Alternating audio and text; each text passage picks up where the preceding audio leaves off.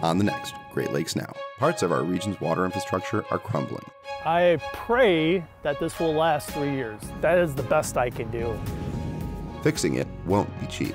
It takes money to solve problems. But for many, paying the water bill is already a challenge. This is just something that you're not really going to recover from. Digging in to water's true cost.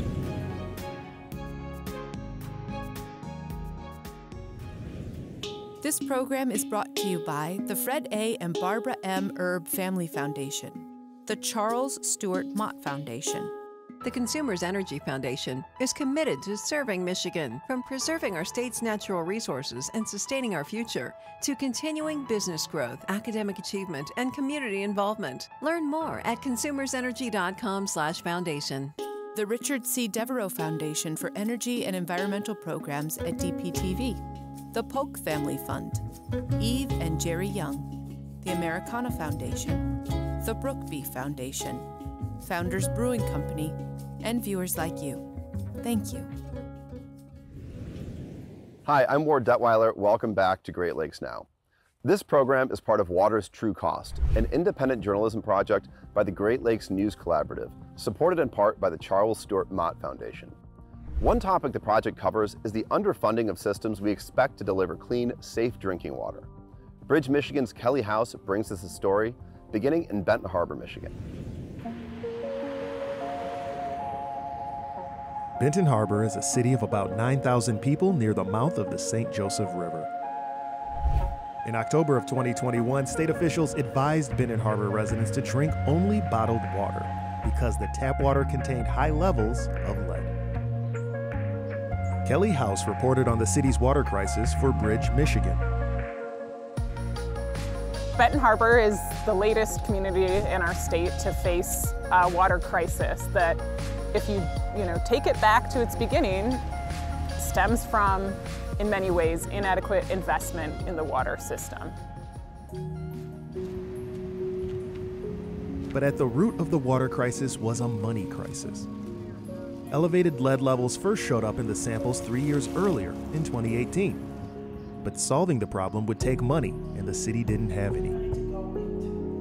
Benton Harbor Mayor Marcus Muhammad was elected in 2015. He says the city's been looking for financial help since the problem arose. We didn't know how much or how, great the depth of the problem was in terms of financially. We just knew we needed money. We started out with $284,000 in 2018, which was a grant from the state. We know that this is not a $284,000 problem. The city also sought grant money from the EPA and applied for a low-interest loan. But in 2021, as residents waited in line for bottled water, the mayor faced an obvious question.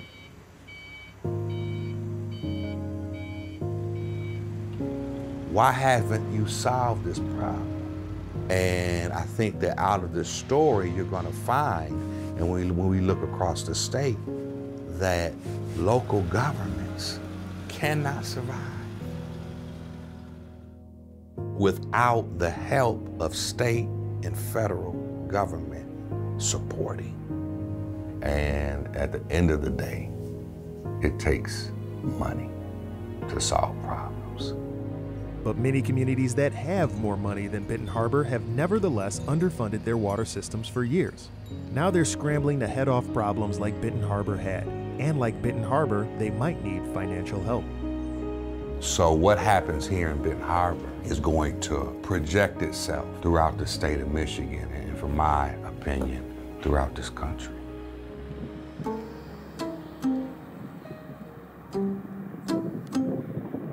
A short drive from Benton Harbor, north along Lake Michigan's shoreline, is South Haven. It's a charming lakefront community, and it's been a popular vacation spot for 100 years. Bill Hunter is the Director of Public Works for the City of South Haven. We have over 100 miles of water main and I want to say approximately 60 miles of sewer. We serve over 11,000 people in the system. The South Haven Area Water Sewer Authority serves several local communities. Its water filtration plant was completed in 2011, but while the plant is relatively new, in many cases, the pipes that carry water to South Haven customers are not. This is an example of a water main, first water main installed. They made them out of wood. There's some municipalities actually that still had this in the ground in the 80s and in the 90s. So this was actually still used, not in this community. Can you give me a profile of how old South Haven's water system is? The age of the system, of course, depends on the community. The oldest system is the city of South Haven. That system ranges anywhere from 1930s to 2000s. The majority of it is in the World War II era, pre-World War II era. Why hasn't the aging infrastructure buried throughout our communities been replaced? Largely because price hikes are unpopular, so elected officials in South Haven and elsewhere often chose to keep rates low, too low to cover necessary maintenance and replacement costs. It's gone on for decades in part, Hunter thinks, because the water systems we rely on are mostly underground, invisible.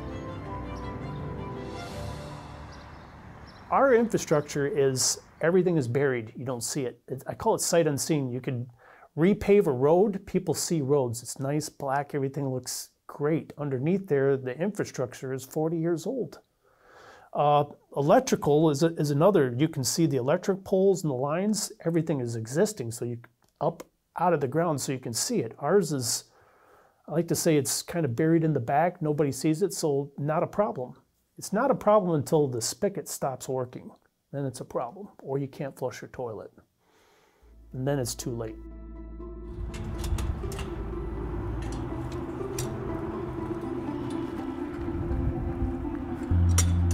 This is one place where water infrastructure is very visible. That was supposed to be something to get them by. It's the South Haven Area Water Sewer Authority's oldest water storage tank. Let's just stay away from this area. It was built more than a century ago, and it's still a key part of the system, despite obvious deterioration.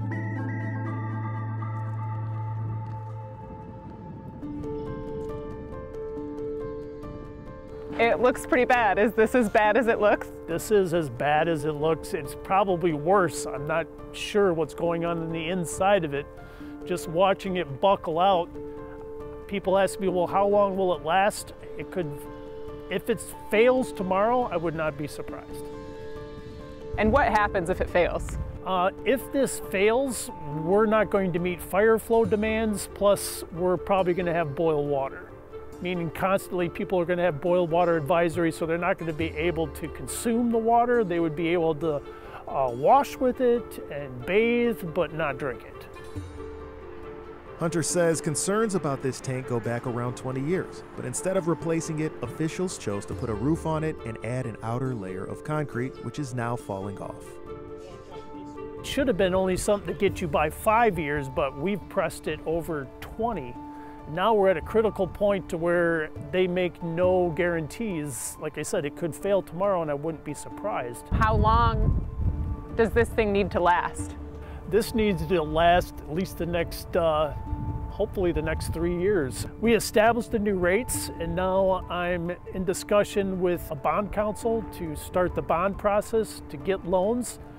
Once we have the loans, and then we're going to start the process of getting a design together and going out for bids and taking the steps to eliminate this. But 3 years, I would say, easy. With problems like this literally looming, in 2018, area communities created the Water Authority, hoping its appointed board members would make smart financial decisions. In March of 2022, the board approved 4 years of 4.5% annual rate increases to shore up finances and pay for much-needed maintenance. But is it already too late? What's the over-under on this lasting 3 years? I pray that this will last 3 years. That is the best I can do. And this is just a visual of probably what a lot of infrastructure looks like in the ground, except it's elevated. This is a prime example. and the cost of catching up on years of deferred maintenance can be shocking. What are you looking at in terms of the repair tab that needs to be addressed at some point? $84 million. Now that plan should be $84 million at 25 years. We can't afford $84 million in 25 years, so I had to create a 40-year plan to make it more affordable. It's not even something the American Water Works Association or the state of Michigan actually recommends. I'm dealing now where I'm pushing things out well past the time they should have been replaced. In the years to come, towns like Benton Harbor, South Haven, and many other Michigan communities will get financial help from the state and federal governments. Benton Harbor will get $45 million for infrastructure improvements, including the replacement of all the city's lead service lines. According to the city's online dashboard, that project is well on its way to completion. City officials say the job will be finished by spring of 2023. Other cities are hoping for funds to pay for their deferred maintenance. In South Haven, Hunter is grateful but still concerned. It's great, actually, they're talking about now infrastructure bills. I mean, that is a great thing, and I applaud any of our elected officials for doing that, but it's still, and I don't want to sound, is it enough? No, I don't think, not with the magnitude. I mean, you're talking trillions and trillions of dollars. In the end, the money needed to keep our water systems running will come from us, either through our water bills or our taxes. What should be the takeaway lesson from this standpipe that we're looking at today as it relates to the broader questions about our infrastructure? Well, you can only push things out so far, and how I look at it is you're pushing it out to our grandkids. That's what we're doing. Right now it's benefiting us because we're having lower prices, but eventually our grandkids are going to be reaping the rewards of maybe the highest water costs ever because they're going to have to pay for this. For more about water infrastructure and the cost of fixing it, visit greatlakesnow.org/water's true cost. Of course, water system operators aren't the only ones with budget worries. In many households, paying the bills is a challenge, water bills included. Circle of Blue's Brett Walton has been looking into water affordability in Southeast Michigan. When you look around the Great Lakes, it seems water is everywhere. But for many households in the region, water is getting more expensive and less affordable. Brett Walton, a reporter for Circle of Blue, has done extensive reporting on water affordability in Southeast Michigan. Water affordability wasn't a big issue until about 2 decades ago. And that's because for the longest time, water was relatively cheap. But in the last couple of decades, we've seen the price of water going up faster than almost any household good. Over the past 4 decades, the cost of telephone service, natural gas, and electricity have all gone up. And so has the Consumer Price Index. But the rise in water prices outpaces them all. Comparatively, it's still cheaper than electricity or some other things, but it's going up faster than others. And that's because the infrastructure we put into the ground 50, 100 years ago is aging out. It's gotten to the point where it's at the end of its life and it needs to be replaced. And that is expensive infrastructure. A report from the University of Michigan published last year found that between 1980 and 2018, average water prices across the state of Michigan nearly doubled when adjusted for inflation. In some cities, the increase was even larger. Low-income households were hit the hardest. Oakland County is one of the wealthiest counties in Michigan, but many county residents struggle to pay their water bills. Jim Nash is Oakland County's Water Resources Commissioner. Royal Oak Township is probably our poorest community in the county, and it actually has some of the highest water bills. Theirs is over $100 a month on average. So there is significant issues in that community. Nash estimates that about 55% of households in Royal Oak Township spend more than 4% of their income on water and sewer services. Water is unaffordable to them. Pontiac, it's about 35%.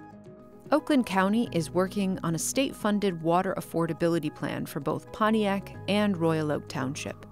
They're hoping it'll become a blueprint that other communities can adapt to their own systems. The plan has 2 parts. 1, to assist those who find the average bill to be a financial burden, and the second to help those in emergency situations like job loss or unexpected medical expenses. When it comes to people who have just chronic inability to pay, what we want to do is have kind of a graded billing system where if you're the very poorest folks, half the poverty rate would only pay like $30 or $35 a month. In Pontiac, it's about $85 a month, or $85 is the average bill. So this would dramatically lower that bill. 50 to 100% of poverty would be maybe $45 a month, and we're developing this, so we're not fixed yet. But that's the kind of thing we're doing. We want to have levels of service for folks who have real significant issues paying. The county's plan will also address people whose water bill jumps unexpectedly because of a leak or an undetected plumbing issue. The next bill is $1,000 instead of $80. We want to be able to come in and once they've shown that they've fixed the leak, then we can maybe give them credit for that water. Right now, we only give them the wholesale cost of the water. So they save some, but not a whole bunch. So we're trying to set up a system we can do that. And then people who have issues, who have medical or health issues or car accidents, find a way of local assistance that the local community can help with that. A community foundation, things like that. So we want to work with those folks. Outdated plumbing is a real issue. Something as simple as a dripping hose spigot or a toilet that won't stop running can lead to shockingly high bills. Water affordability is an even bigger problem just south of Oakland County in Wayne County, the most populated county in Michigan, which includes the city of Detroit. Megan Wilk is with the Wayne Metropolitan Community Action Agency. A lot of times, the residents that come in have just really large bills from a small leak or something existing with their plumbing. Maybe they're in an old home and the plumbing's just deteriorating and they don't have the money to make the fixes. So the bill just continues to get higher each month. They get late fees tacked onto that. Megan showed us a bill from one of her clients. The total due was staggering, close to $15,000. Looking at the bill right now, the usage is very low. It's below average for a single person living in the home. So it tells me right now they probably don't have any leaks. But at one point there was probably a leak or something big structurally that was going on to make the bill go up this high. This is just something that you're not really gonna recover from. Like you're stuck with this bill, for years, and paying your current charges. If you're already struggling to pay your current charges for the month, and then you have this past due balance of $15,000 that you have to take care of, even enrolling in a payment plan arrangement, it's still gonna be unaffordable for you. When water's unaffordable, and people don't pay their bill, miss their payment, the worst case scenario is that your water gets shut off. And that happens all too frequently in cities. Not everyone shuts water off for non-payment, but most do, in order to compel residents to pay for service. So when your water is unaffordable, you get things like in Detroit, in 2011 through 2020, where there were massive water shutoffs, tens of thousands of people losing access to water, and then spiraling into community problems, health problems, social problems, potential for children to be taken away through CPS. So it is a very real, very severe community crisis. To address health concerns during the pandemic, the U.S. government created the Low-Income Households Water Assistance Program and appropriated $1.1 billion to fund it. Michigan's share was $36.2 million, but it's estimated that Michigan households owe around $252 million in unpaid water bills, so the federal money is just a drop in the bucket.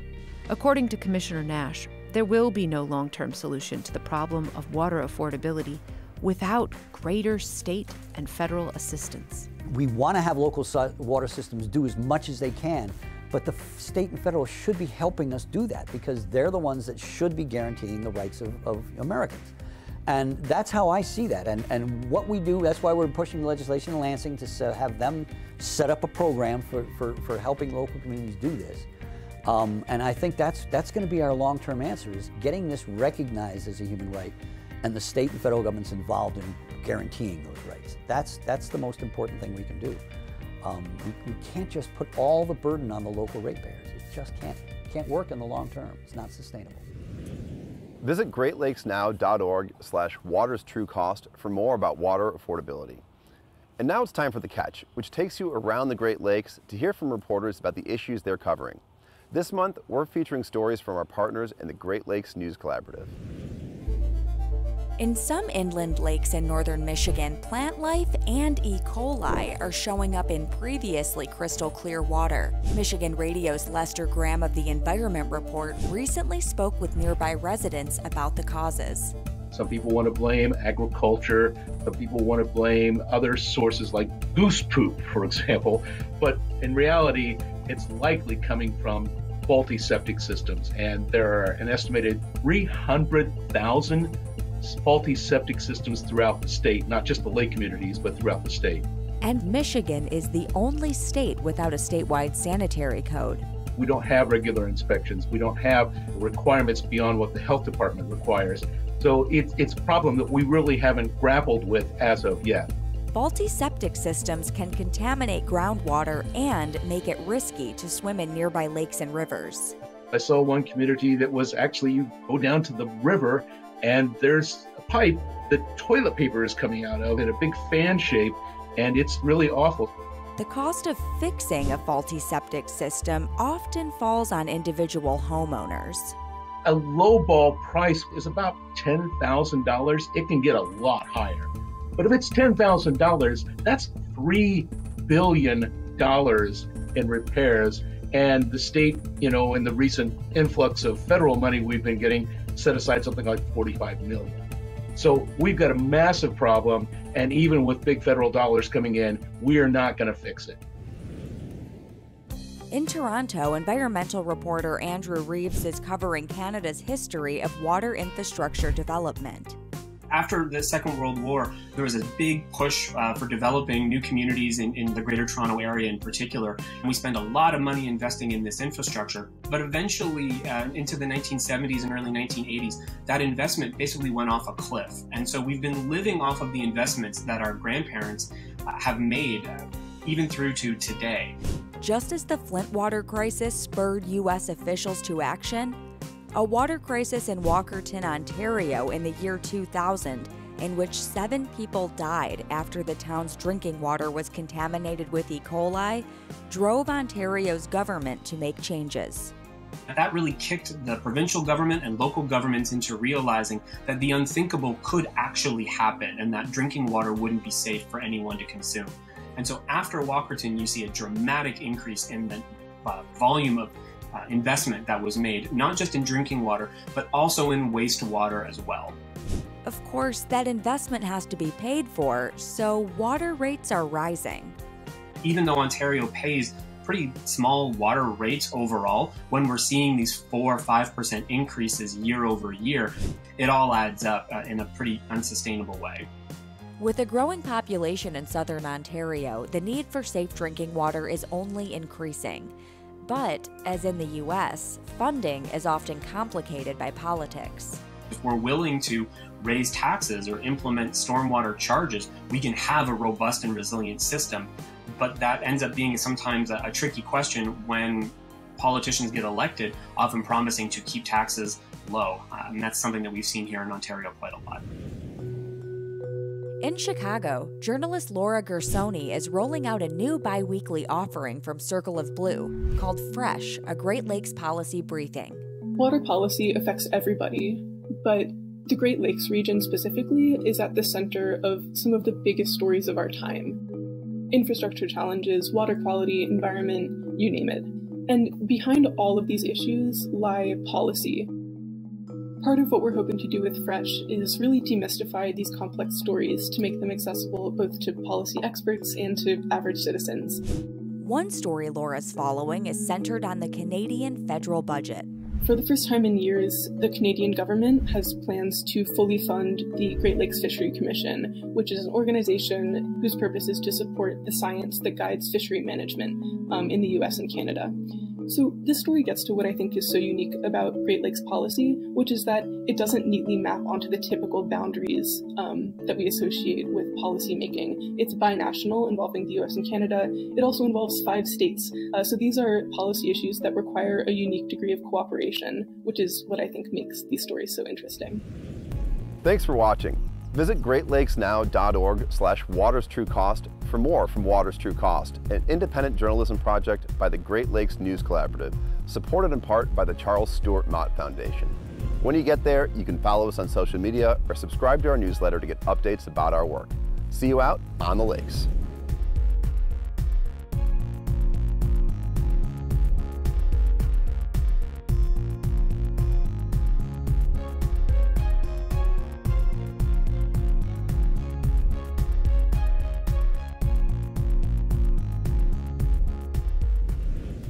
This program is brought to you by the Fred A. and Barbara M. Erb Family Foundation, the Charles Stewart Mott Foundation. The Consumers Energy Foundation is committed to serving Michigan, from preserving our state's natural resources and sustaining our future, to continuing business growth, academic achievement, and community involvement. Learn more at consumersenergy.com/foundation. The Richard C. Devereaux Foundation for Energy and Environmental Programs at DPTV. The Polk Family Fund, Eve and Jerry Young, the Americana Foundation, the Brookby Foundation, Founders Brewing Company, and viewers like you.